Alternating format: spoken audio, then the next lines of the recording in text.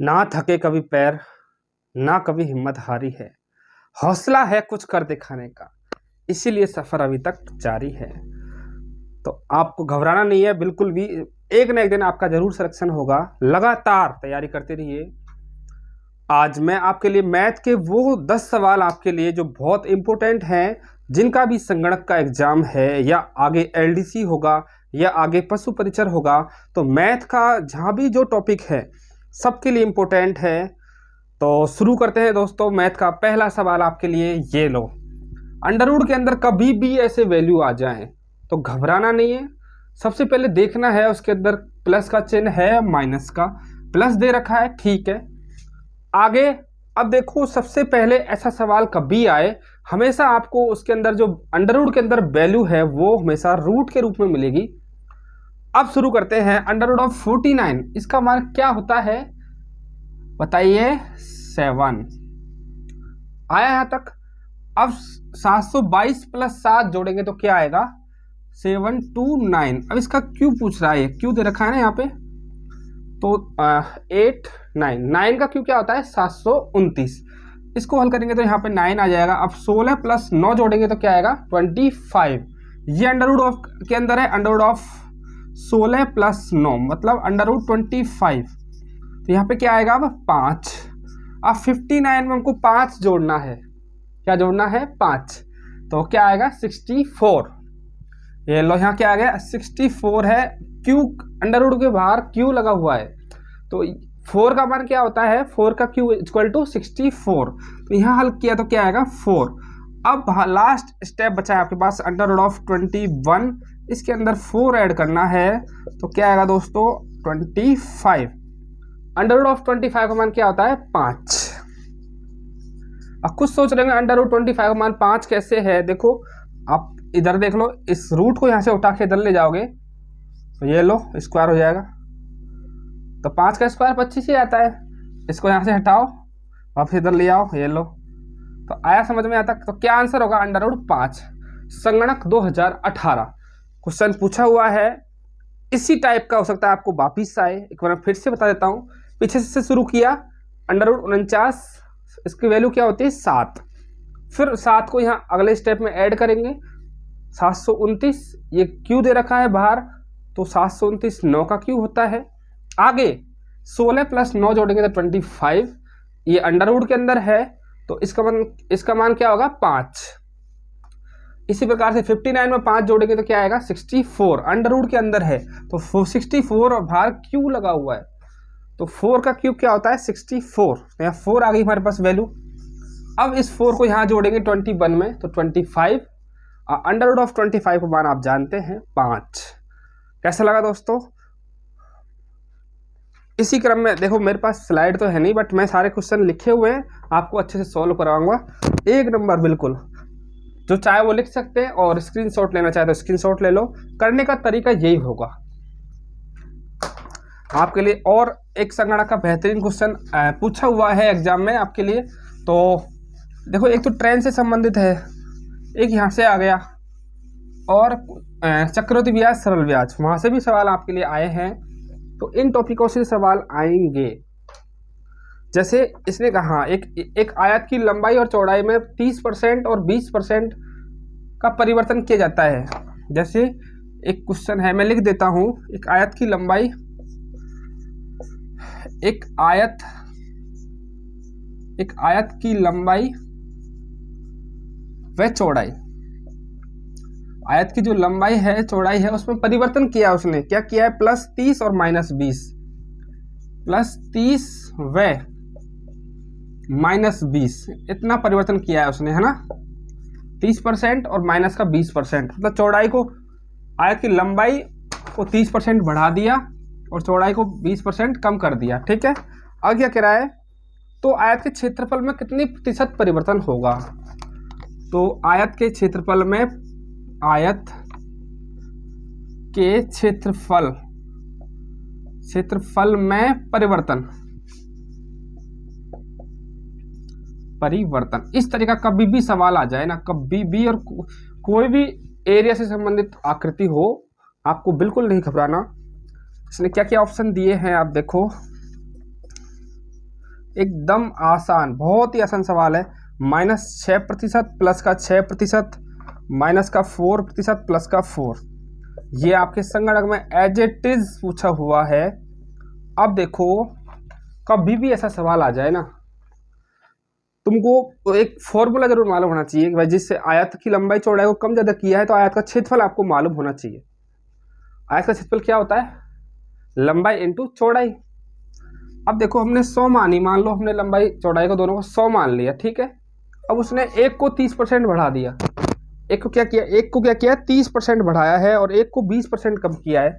जैसे ये आयत है, इसको 30% बढ़ा दिया और इसको 20% क्या कर दिया, कम कर दिया, तो क्षेत्रफल में क्या परिवर्तन होगा? तो कभी भी ऐसा सवाल आए ना तो ध्यान रखना, जैसे आयत का क्षेत्रफल क्या होता है, लंबाई इंटू चौड़ाई।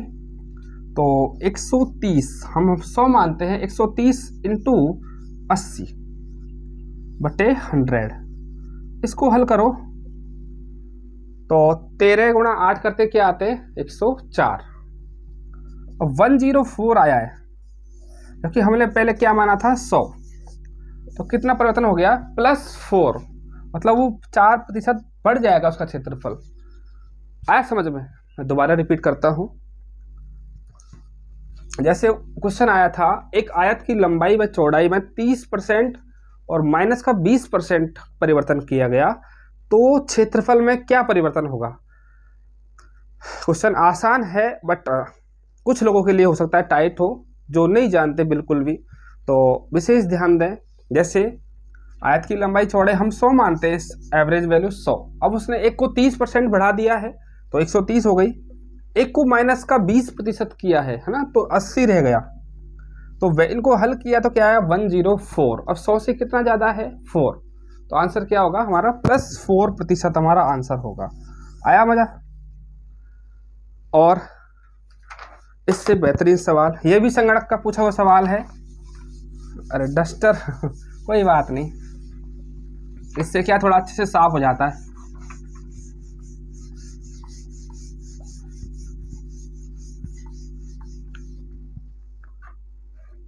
डस्टर से नहीं होता, मेरे को डस्टर से नहीं होता साफ। देखो और अगला क्वेश्चन, हाँ ये है साधारण ब्याज का। एक निश्चित राशि साधारण ब्याज की किसी दर से 6 वर्ष में 3 गुना हो जाती है। एक निश्चित राशि, एक निश्चित राशि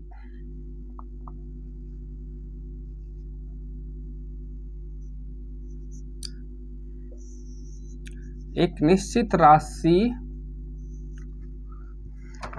साधारण ब्याज की किसी दर से, साधारण ब्याज की, साधारण ब्याज की किसी दर से, दर दे नहीं रखे भाई, किसी दर से 6 वर्षों में 3 गुना हो जाती है। 6 साल के अंदर क्या हो गई, 3 गुना, ठीक है। तो कितने वर्षों में 5 गुना हो जाएगी? तो कितने वर्ष में 5 गुना हो जाएगी? ये सवाल खूब आता है, एसएससी हो चाहे रेलवे हो चाहे दिल्ली पुलिस हो, कितने वर्षों में 5 गुना हो जाएगी, ठीक है।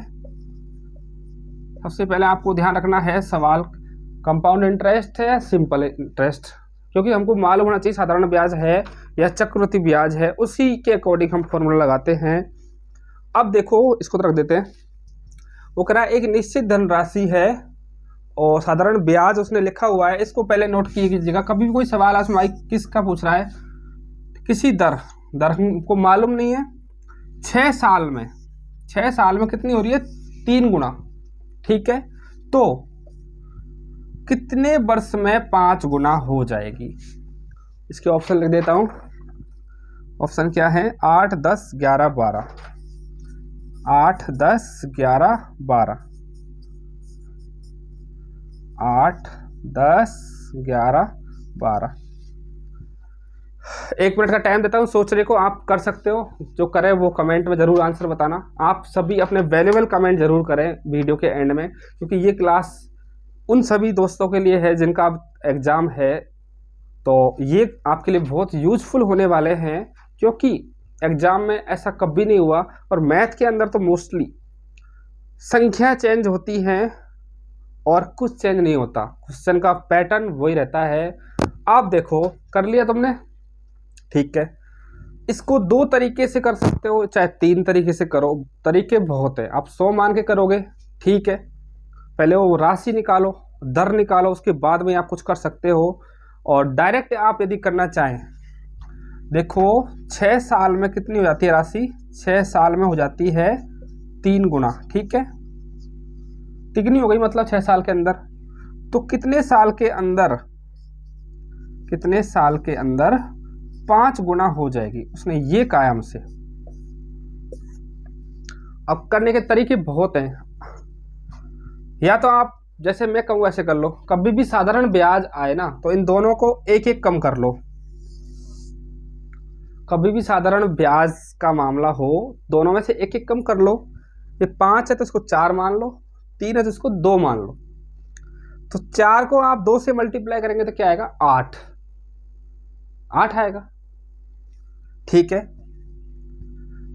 अब देखो T1 बटे T2 equal to N1 minus 1 बटे N2 माइनस 1। ये याद रखना इसके लिए बस। T1 6 साल है अपॉन X, T2 रख दो सीधा, X मत रखो, equal to N1 minus 1 upon N2 minus 1। तो N1 का मान क्या है? 3। तो हमने 3 को 1 कम करेंगे तो क्या आएगा? 2। और नीचे क्या है? N2 माइनस 1, मतलब 5 में से 1 कम करेंगे तो क्या आएगा? 4। अब T2 की वैल्यू याद करनी है हमको, इसको हल कर लो। 3 आ गया, तो 4 को 3 से मल्टीप्लाई करेंगे तो क्या आएगा? 12। तो T2 का मान क्या हो जाएगा? T2 equal to 4 into 3। तो 12 है ऑप्शन में, ये लो। आया समझ में? देखो दोबारा देखो सॉरी, दोबारा देखो। जब भी कभी ऐसा सवाल आए तो आपको ध्यान रखना है, सबसे पहली बात, सवाल कंपाउंड इंटरेस्ट है या सिंपल इंटरेस्ट है। सिंपल इंटरेस्ट में N1 N2 में से हमेशा 1 कम करते हैं, जबकि कंपाउंड इंटरेस्ट के अंदर N2 अपॉन N1 ऐसा सीधा रहता है। उसका सवाल आएगा जो मैं बताऊंगा आपको। 6 साल में 3 गुना हो गई। सबसे पहले मैं फॉर्मूला लिखता हूँ, T1 बटे T2 equal to N1 minus 1 upon N2 minus 1। सीधा सा बात, ये फॉर्मूला है सीधा सा, इसको याद रख लेना। T1 बटे T2 equal to N1 minus 1 upon N2 minus 1। अब देखो यहाँ पर T1 6 साल है और N1 3 गुना, तो 6 रखो, 6 बटे T2 रख दो, हमको ये ज्ञात करना है, बराबर N1 माइनस 1। 3 में से 1 कम करो तो 2 आ जाएगा। और नीचे क्या है? N2 क्या है? 5। 5 में से 1 कम करेंगे तो क्या आएगा? 4। या तो इसको हल कर लो और बज गुणा कर दो, तो T2 इक्वल टू क्या आ गया? 12। आया समझ में? सवाल आपके लिए बहुत अच्छा है और इम्पोर्टेंट भी है। कोई भी एग्जाम हो, चाहे LDC हो, चाहे पशु परिचर हो, जहाँ आपको मैथ के सवाल मिलेंगे ना, वहाँ ये तरीके घूमते रहते हैं लगभग। ये क्या है? यूनिवर्सल बोलते हैं ना, वो वक्त क्वेश्चन है। तो मैथ के अंदर कुछ क्वेश्चन ऐसे होते हैं जो फिक्स है, आते हैं, सिर्फ संख्या चेंज होती हैं। अब वो यहाँ कुछ भी बोल दे, 6 साल में 3 गुना हो गया तो कितने साल में 5 गुना होगा। अभी तो ये बोला है, वो बोलेगा 6 साल में 8 गुना हो गया तो कितने साल में 9 गुना हो जाएगा, ऐसा बोले तो भी आपको तरीका ये रखना है। ये आपका फॉर्मूला है, इसके अंदर डालो, कोई भी क्वेश्चन हो आराम से हल होगा। आ रहा है मजा? और देखते हैं और क्या क्या क्वेश्चन आए हैं संगणक के अंदर, अच्छे अच्छे क्वेश्चन।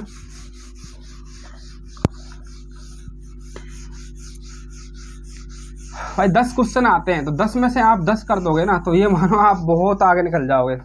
एक भी क्वेश्चन छोड़ के नहीं आना आपको, मेन बात है ये, ठीक है। अब देखो एक क्वेश्चन है, दूध और पानी के 30 लीटर का मिश्रण है। उससे पहले मैं ये कराता हूँ, हाँ, बहुत छोटा सा है और आसान भी है। जैसे क्वेश्चन आया है 36.343, इस पे क्या लगा हुआ है, बार। इसमें भाग देना है किसका, 7 का। ये लो, सीधा भाग पूछा है। अब भाग देना बहुत से बोलेंगे या तो इसमें भाग दो, कुछ तो सोचेंगे ऊपर क्या लगा दिया, बट ध्यान रखना कभी भी ऐसे आ जाए ना आपके सवाल और भाग देना हो, गुणा करना हो या जोड़ना हो, तो सबसे आसान तरीका क्या होगा उन सवालों का, जितनी बार दे रखा है ना जिन संख्याओं पर, उनको वापस रिपीट कर दो 2 से 3 बार, और फिर आराम से इजी गोइंग वही जोड़ बाकी गुणा भाग कर लो आप। हाँ, जैसे यहाँ पे 36.343, फिर से 343 लिख दो, इतना ही बहुत है, एक और लिख दो 343, अब भाग दे लो आराम से 7 का।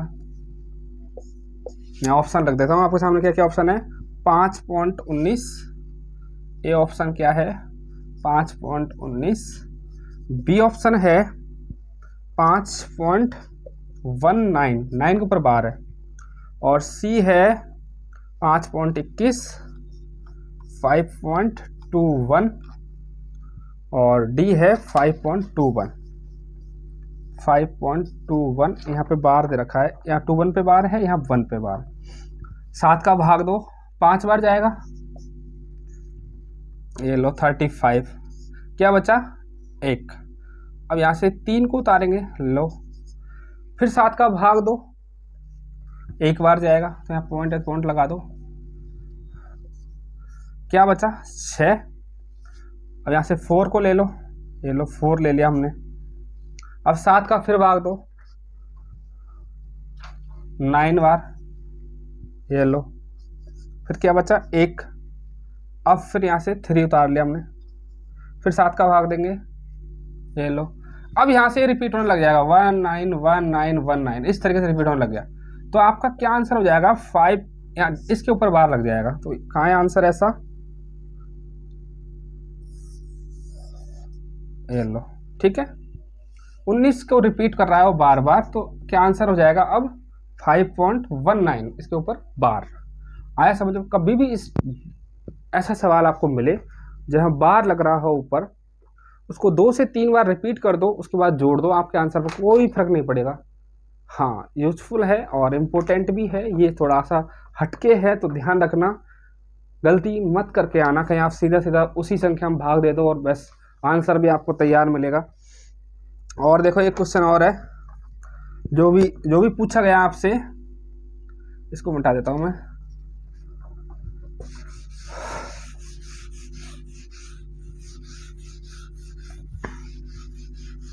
क्वेश्चन आसान है, देखो ए सबसे छोटी संख्या है ताकि दोनों 1452 इंटू ए और 1452 में भाग ए पूर्ण संख्याएं बन जाए, तो ए क्या होगा। देखो क्वेश्चन अच्छा है, ए सबसे छोटी संख्या है,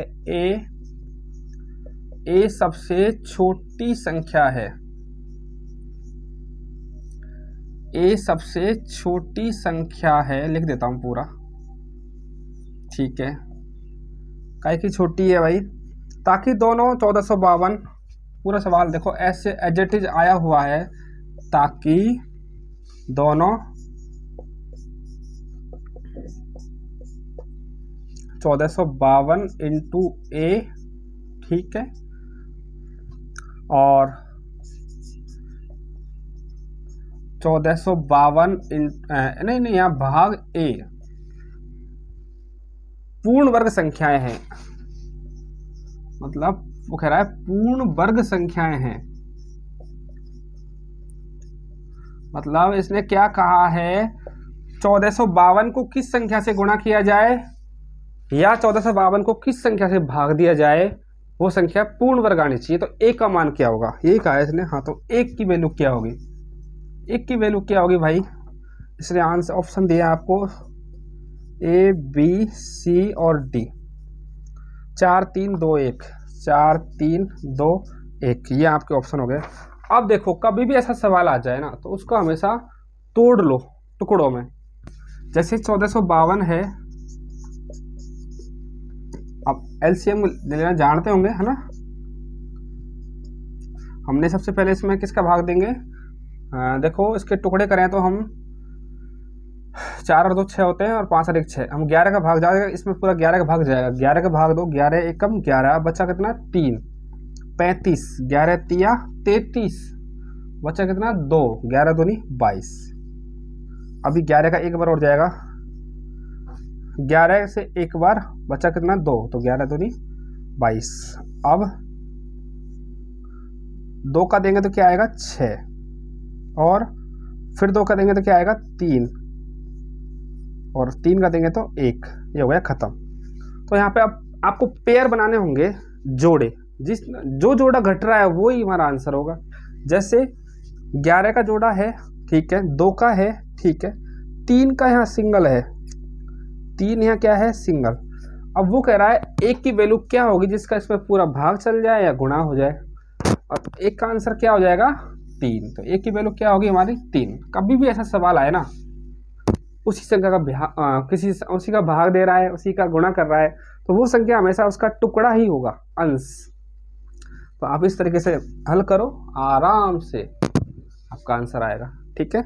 और एक प्यारा सा सवाल इससे अगला आया समझ में सभी को? देखो ज़्यादा खास कठिन नहीं है, मैंने 10 के 10 सवाल देखे हैं, एकदम आसान है। और एक भी सवाल छोड़ के मत आना, मैं तो ये कहना चाहूँगा मैथ का सवाल 10 के 10 फ्री में आप पूरे नंबर ला सकते हो। पिछली बार कट ऑफ कोई खास ज़्यादा नहीं गई थी। जैसे ये कह रहा है एक, हाँ, ट्रेन का सवाल भी आया हुआ है।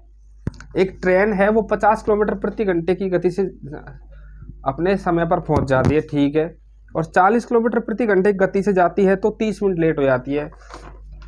ये कह रहा है एक ट्रेन है, यदि वह 50 किलोमीटर पर आवर की स्पीड से जाती है तो सही समय पर पहुंचती है, सही समय पर पहुंच जाती है, ठीक है। और यदि वह 40 की स्पीड से जाती है, 40 किलोमीटर पर आवर इस स्पीड से जाती है तो वह 30 मिनट की देरी से पहुंचती है, तो उसको क्या लगता है 30 मिनट एक्स्ट्रा लगते हैं, ठीक है। और क्या कहा उसने, तो यात्रा की लंबाई क्या होगी। ये देखो सवाल, कोई ट्रेन का सवाल है, थोड़ा अच्छा भी है, घबराना नहीं है। अब आपको बता रहा हूँ मैं तरीका। उसने क्या कहा है, जैसे कोई ट्रेन है, कोई निश्चित दूरी को 50 किलोमीटर प्रति घंटे की स्पीड से जाती है तो सही टाइम में कवर कर लेती है, बट उसी दूरी को 40 की स्पीड से जाए तो 30 मिनट लगते हैं उसको एक्स्ट्रा, ठीक है। अब देखो, माना हमने वो दूरी हमने क्या मानी, x मान लो, है ना, दूरी हमने x मानी। समय बराबर क्या होता है, सबसे पहले आपको ये मालूम होना चाहिए, समय बराबर क्या होता है, समय बराबर होता है दूरी बटे चाल, ठीक है। ये फॉर्मूला मालूम है, समय बराबर दूरी बटे चाल। अब दूरी हमको मालूम है नहीं तो x मान लो, दूरी हमने x मान ली, ये लो मान लिया, माना दूरी क्या है x है। तो अब इनका अंतर दे रखा है 30, तो पहली दूरी हमने माना x बटे वो 50 की चाल से गया, ठीक है। अब यदि उसी दूरी को 40 की स्पीड से तय करें तो उसको जो अंतर है वो है 30 मिनट। अब मिनट को आप हॉवर में बदलेंगे तो 60 का भाग देना पड़ेगा। यहाँ से हल करो, एलसीएम क्या आ जाएगा 200, 50 से भाग देंगे तो 4 बार जाएगा तो 4x, माइनस 40 से भाग देंगे तो क्या जाएगा 5 बार जाएगा, कोई बात नहीं, इक्वल टू 1/2। अब 4x माइनस 5x, ये दूरी है, दूरी हमेशा प्लस में आती है तो घबराना नहीं है, कोई बात नहीं। ये 200 100 से इसको हल करेंगे, 200 में भाग 2 का देंगे तो 100 आ जाएगा, तो ये 100 यहाँ आ गया, आपने काट पीट के रख दिया। तो 4x माइनस 5x, x की वैल्यू क्या आ जाएगी हमारे पास 100। अब आप देख लो 100 किलोमीटर वो दूरी है, यदि 50 की स्पीड से जाएगा तो उसको 2 घंटे लगेंगे, 40 की स्पीड से जाएगा तो क्या आएगा 2.5 घंटे लगेंगे। ये तो वैसे भी हो गया भाई, इस अनुमान से भी हो रहा है। मान लो ऑप्शन में आपको दे दिया, ऑप्शन में 100, 200, 300 इस तरीके से ऑप्शन है आपके पास, ABCD, है ना। आप चालों का भाग देके देख लो, सीधी 50 का भाग देके देख लो कितना टाइम आ रहा है, 40 का भाग देख लो, जिसमें 30 मिनट का अंतर आ रहा है वही आंसर होगा। तो 100 में भाग दो 50 का तो 2 बार गया, और 40 से भाग दो 100 को तो 2.5 बार जाएगा, तो 30 मिनट एक्स्ट्रा आ गए।